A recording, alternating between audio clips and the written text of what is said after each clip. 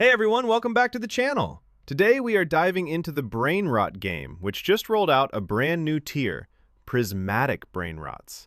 These are supposedly way more powerful than the exotic tier, so let's check it out. If we head over to the summoning shop, the booster banner gives you a measly 0.0001% chance of pulling one. On the normal banner, forget it, it's basically 0%. We are focusing on Corn Sahur, a specialized Sahur unit that packs a massive advantage by delivering devastating attacks against enemy Brainrots. Let's look at the price tag. To buy this unit outright, it'll cost you either 1,800 Robux or a cool 10 million gems. Since I don't happen to have 10 million gems lying around, I'm going to use Robux to pick up this Prismatic Sahur unit. Checking out its stats, it features a -75 SPA and an incredible ability that freezes all enemy Brainrots for a full 10 seconds. Honestly, compared to standard knockback units, that freeze ability is top tier. I currently have 24,616 Robux, and I'm ready to spend whatever it takes to max this out. Next, let's head to the Fusion shop to see exactly how many we need to power this up to 5 stars. It turns out we need 2 Corn Sahur units to level up its star rating. I'm planning to buy enough duplicates to push for a 5-star Corn Sahur. The shop interface is acting up a bit during the purchase, but hopefully it clears up. Having to navigate back and forth for every single purchase is definitely a bit tedious. Alright, that's 3 Corn Sahur units purchased. I'll keep buying more until we can successfully fuse a 5-star version. With Corn being a Sahur unit, it really feels like the Sahur class has suddenly become completely overpowered. What do you guys think? Because this is a prismatic tier, and the new exotic Sahur mechanics allow us to deploy an additional Sahur unit, we can actually place 4 prismatic units on the field at the same time. In my opinion, this makes Sahur the most overpowered deck in the entire game right now. If you're tackling endless mode, I highly recommend building a solid Sahur deck. Look at this inventory! In a recent match, I managed to deploy 2 Can Sahur units, but with Yin Yang, you can push that to 3. Add the exotic Sahur unit to the mix, and you have 4 prismatic Brainrots locking down the map. That is absolutely insane. It's going to be a lot of fun to test out. In my next video, I'll showcase exactly how powerful the Sahur synergy has become following this latest update. You can see the total number of units I've managed to acquire here. Oops! Accidentally hit the wrong button there. Let's unequip these for a moment. We have quite a collection building up here. Also, look at how many Dragon Aquanini units I have in stock. If anyone needs one, just drop a comment down below and I'll help you out. Now, let's roll for some traits. I'm a bit low on trait points, so I'll be burning through my trait rerolls to get what we need. Not a fan of the initial options, so let's clear those out. Should we go for calling and team? Let's lock in team for now. Let's see what else we can roll. We just hit radiation, but we want something better. We've got over 4,000 trait rerolls to burn, so let's keep going. While we roll, drop a comment. Do you think we'll hit Yin Yang or calling first? Both have the exact same 0.1% drop rate. Make your guesses now. And there it is. We locked in Yin Yang. Congrats to everyone who called it in the comments. I do have a team trait token left, but I think I'll hold on to it for now. Instead, let's keep rolling normally to see if we can land a top-tier legendary trait. Diamond is actually a great roll, so let's keep it. I'm not entirely sure if I have enough food units to max out this Can Sahur all the way to level 120, so Diamond will give us a massive boost. Let's feed it everything we have and check the progress. Wow, even after burning all my food units, it only hits level 93.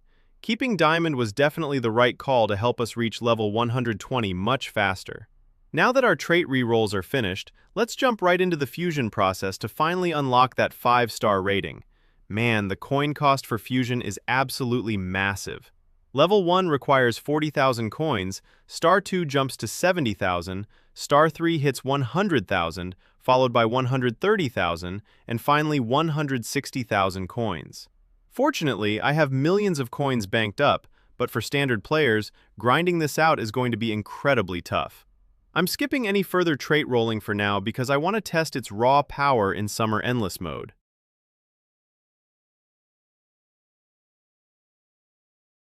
First things first, let's get our moneymakers deployed. Drop the jobs down.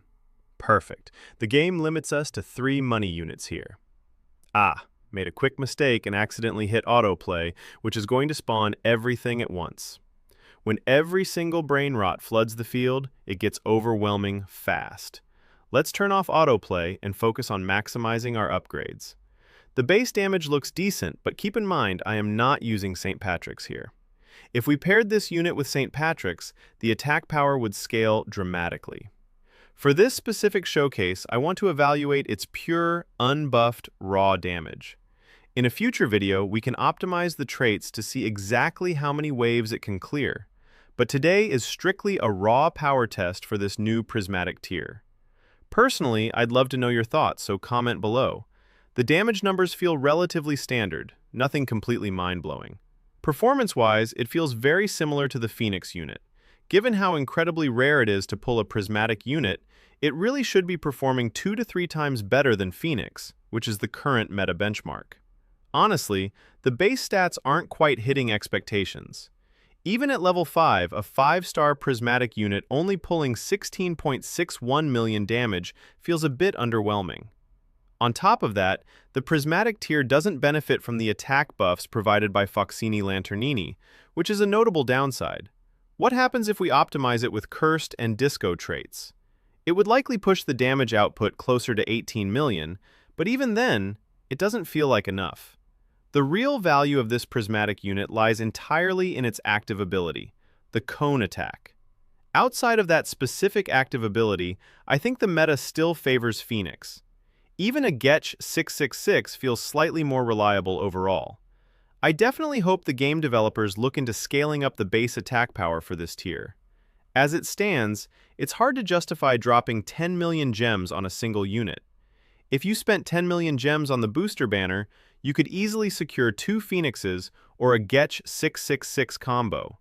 I've personally burned through a ton of gems during the recent event, unlocking several Phoenix and Getch 666 units, which drastically improved my team's overall stats. Compared to those, the 5-star Can just doesn't quite clear the bar. If its base attack power hovered around 30 million, it would easily be an absolute must-have unit. But at its current performance level, the 30 million gem value proposition just isn't there. That's my personal take on it, but let me know if you agree or disagree in the comments. We've officially made it to Wave 42, and are still clearing out enemies smoothly, which is great to see. While the gameplay rolls on, let's hear your predictions. What wave do you think we will ultimately reach? Can we break past wave 150, 175, 200, or even 300? Let me know your best guesses below. Without a dedicated buffer unit like St. Patrick's on the field, I estimate we'll top out right around wave 150. Without active ability micromanagement, pushing much further is going to be tough. We have successfully reached wave 100, which is an awesome milestone. Do you think we can stretch this all the way to 200? If we actively spam the abilities, 200 might be possible, but I'm keeping this test strictly hands-off to see how the passive scaling holds up. Alright, the enemy Brainrots are starting to push past our defenses. Breaking past wave 120 passively looks highly unlikely, and wave 150 is definitely out of reach today. If we utilize the active abilities, it's a different story, but our base defense is beginning to take structural damage. It looks like wave 116 to 120 is the absolute limit for a passive can run. We officially bowed out at wave 119. If you enjoyed this raw showcase, make sure to subscribe to the channel for more updates. I definitely hope to see a balance update for the Sahur unit soon. Thanks for watching, and I'll see you in the next one.